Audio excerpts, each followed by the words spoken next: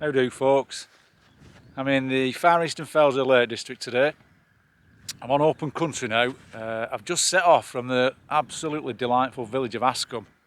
What a lovely village that is. It's got a pub, lovely little corner shop, fantastic looking cottages, an absolute welter of date stones. The purpose of this walk is to walk up onto the northern extremity of the High Street sort of range.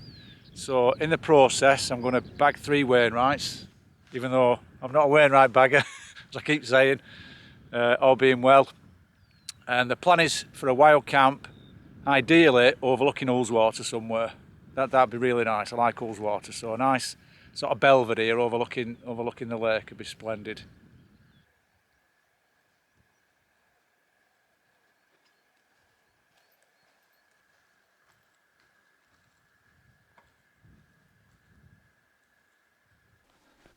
I've just stopped off for something to eat at this place that's marked on the map called the Cockpit. And I don't know whether the GoPro's picking it up, but it's a big stone circle. I don't know how old it is. I've dropped a bollock really. I don't know much about this place, and there's quite a bit on it in the Wainwright guide to the Far Eastern Fells. I should have read up on it. But it's a cracking stone circle. It's quite big. Don't know what rock type they're made of. Maybe sharp granite or something. There's a lot of antiquities on this moor, this area. It's called Moor Divok.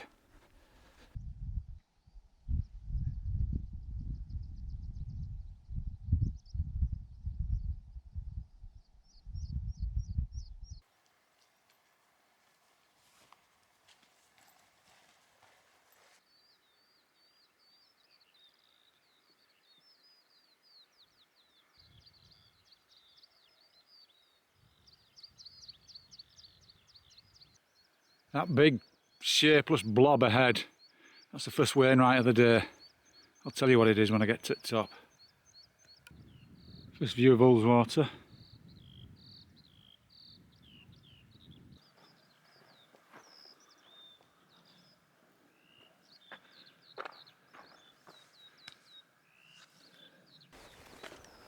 So finally, everybody's buggered off from top of Lord Pot Hill. It's been absolutely packed up here. There's not a soul about now, it's nice. I'm just going to have something to eat. I've got some biltong, a boiled egg and a cheese string. 3 absolutely key elements to any quality picnic. Yeah, looking over that way, it's looking quite bright. Helvellyn over there is clear of cloud.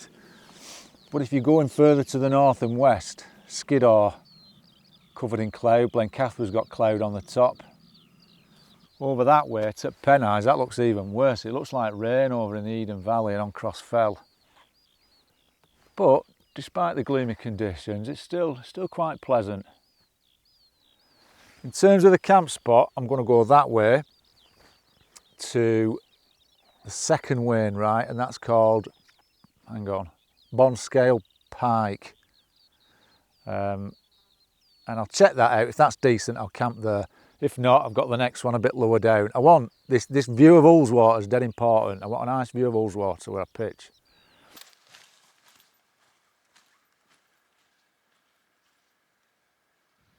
That one just there is Bonscale Pike, my likely camp spot.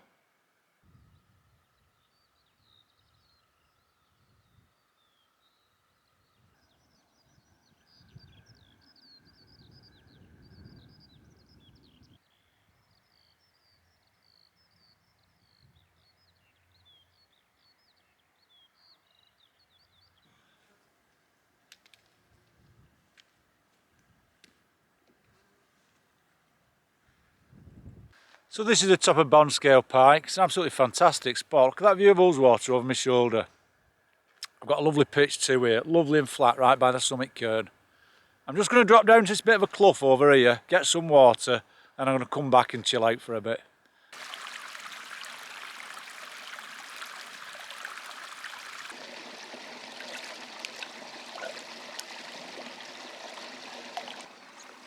I've cleaned this filter out with very dilute bleach. and it's working a treat now. Really good flow.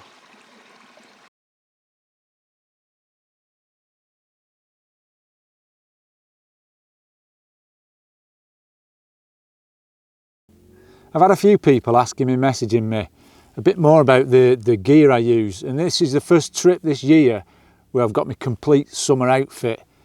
Cross fell, I were near enough there, but I took the scarp just because I was camping so high up and I'm a bit bothered about the wind. And when I camped on Souther Fell, I had the notch, which I've got now, but I used my winter sleeping bag. So yeah, this is the first one where I've got my full summer kit, so I'll just give a quick mention to some of the gear I use. So this is my kind of 3-season tent really. It's a tarp tent notch in sil nylon. It's very lightweight, weighs I think 805 grams. You can get a lighter version in DCF as well. I think that's about 600 grams. It's a 2 trekking pole design. I think I got it 2019. I've had it 2 years. Been very pleased with it really.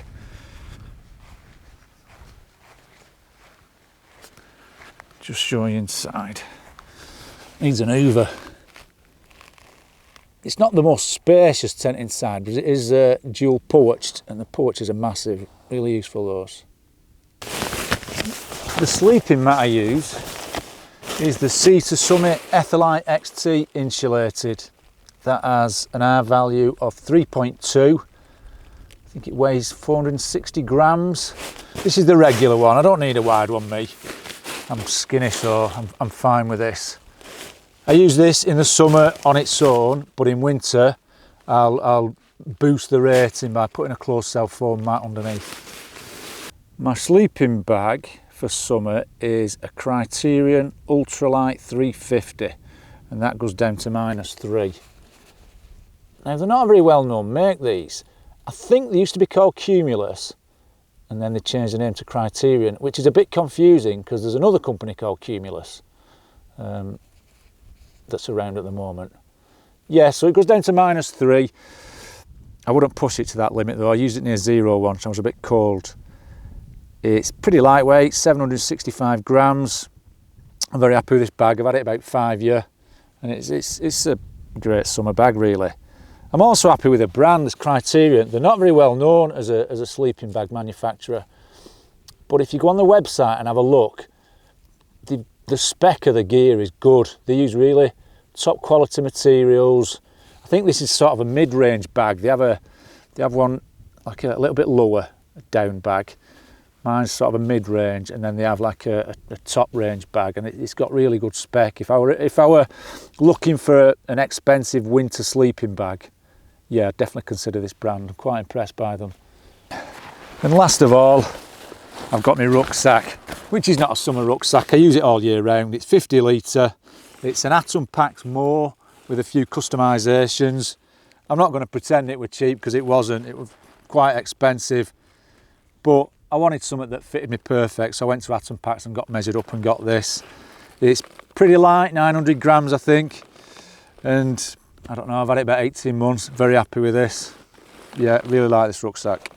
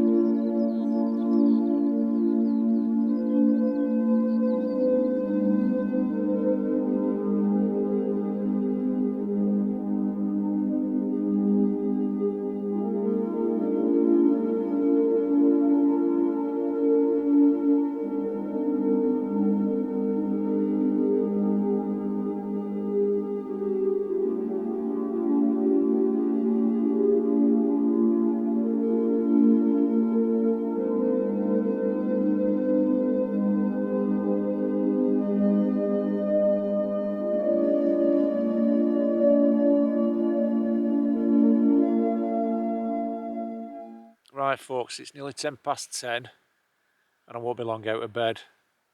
It's been an absolutely magnificent evening, miles better than I expected. A lot of the sky cleared over back here, and then out to the west I got a pretty nice sunset sort of behind Bannerdale Crags where I was a couple of months back. It's very, very still now, and I have felt an odd midge knocking about, but it's not really got any worse. No, it's very, very calm. But no, I've had a really pleasant evening, been sat out most of the night. It's just starting to cloud over now. The lights are coming on over to the northeast over there, probably sort of Penrith way I'm guessing. But Helvellyn that's got a big cap of cloud now, and a lot of the eastern fells I can still see Blencathra over there. The sky's still very red above Carrick Fell. Anyway, that'll be it for tonight. I'm going to set the alarm for sunrise, just on the off chance. I think it's about 10 to 5, so if I set my alarm for about 4:30, see what it's like. Anyway, good night and I'll speak to you tomorrow. Well, that's the view to the Dodds this morning at 5 to 5. Quite cloudy. Well, what a dreadful night's sleep that was. One of the worst I've had under canvas. Really did not sleep well at all. I can tell my eyes are burning this morning. I've had a look outside. It's a little bit greyer than it was last night, yesterday evening. So I'm going to get something to eat, and I'm going to start packing down quite quick, and then I'm going to get on my way. The route back to Ascombe from here, I think it's about 5 miles. At first, it's different. I'm going to take in that third Wainwright, which is called something like Arthur's Pike, I think, and then I'll rejoin a large part of the route that took me over Lord Pot Hill, and then back to the village. But yeah, I'll speak to you again in a bit.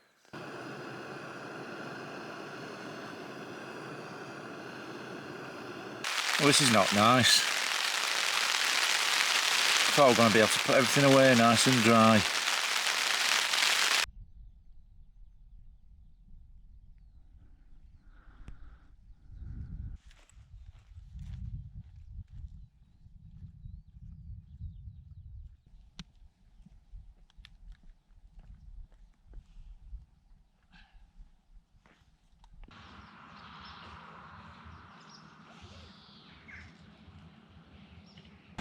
It's 8 o'clock and I'm back in Ascombe.